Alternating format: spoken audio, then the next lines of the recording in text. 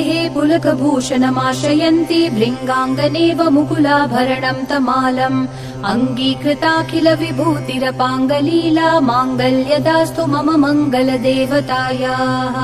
मुग्धा मुहुर्विदधति वदने मुरारेः प्रेमत्रपा प्रणिहितानि गतानि मालादृशोर्मधुकरीव महोत्पलेय सा मे श्रियं दिशतु सागरसम्भवायाः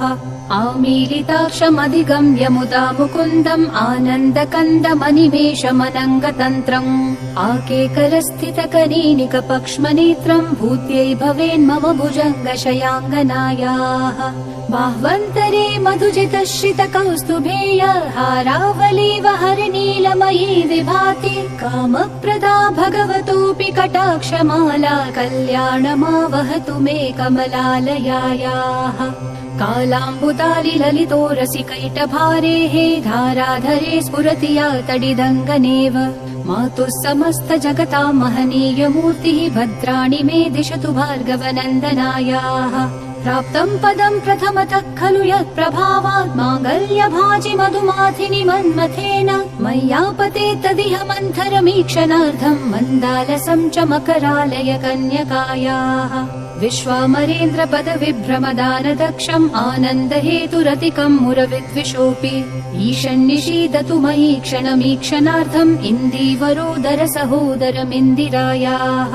इष्टाविशिष्टमतयोऽपि ययात्रयात्र दृष्ट्या त्रिविष्टपपदं सुलभं लभन्ते दृष्टिप्रहृष्टकमलोदर दीप्तिरिष्टां पुष्टिं कृशिष्ट मम पुष्करविष्टरायाः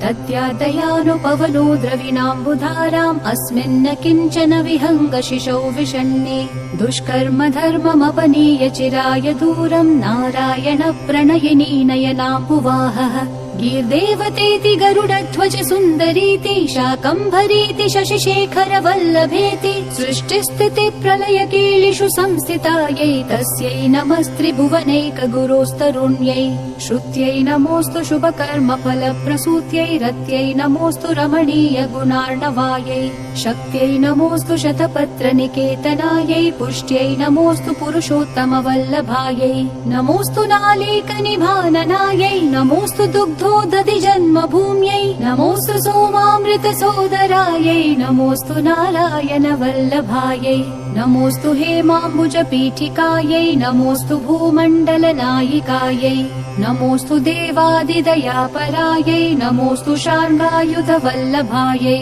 नमोऽस्तु देव्यै भृगुनन्दनायै नमोऽस्तु विष्णोरुरसि स्थितायै नमोऽस्तु लक्ष्मै कमलालयायै नमोऽस्तु दामोदर वल्लभायै नमोऽस्तु कान्त्यै कमलेक्षणायै नमोऽस्तु भूत्यै भुवनप्रसूत्यै नमोऽस्तु देवादिभिरर्चितायै नमोऽस्तु नन्दात्मज वल्लभायै सम्पत्कराणि सकलेन्द्रियनन्दनानि साम्राज्यदान विभवानि सरोरुहाक्षि त्वद्वन्दनानि दुरितोद्धरनोद्यतानि मामेव मातरनिशं कलयन्तु मान्ये यत्कटाक्ष समुपासना विधिः सेवकस्य सकलार्थसम्पदः सन्तनोति वचनाङ्गमानसैः त्वां मुरारि हृदयेश्वरीं भजे सरसिजनिलये सरोजहस्ते धवलतमांशुकगन्धमाल्यशोभे भगवति हरिवल्लभे मनोगे त्रिभुवनभूतिकरी प्रसीद मह्यम् दिग्हस्तिभिः कनककुम्भमुखाव्रसृष्टस्वर्वाहिनी विमलचारुजलप्लुताङ्गीम् प्रातर्नमामि जगतां जननीम् अशेषलोकाधिनाथ गृहिणीम् अमृताब्धिपुत्रीम् कमले कमलाक्ष वल्लभे त्वम् करुणापूरतरङ्गितैरपाङ्गैः अवलोकय माम किञ्चनानां प्रथमं पात्रमकृत्रिमं दयायाः स्तुवन्ति ये स्तुतिभिरमीभिरन्वहं त्रयीमयीं त्रिभुवनमातरं रमाम् गुणाधिका गुरुतर भाग्यभागिनो भवन्ति ते भुवि बुधभाविताशयाः इति श्रीमच्छङ्कराचार्याकृत श्रीकनकधारा स्तोत्रं सम्पूर्णम्।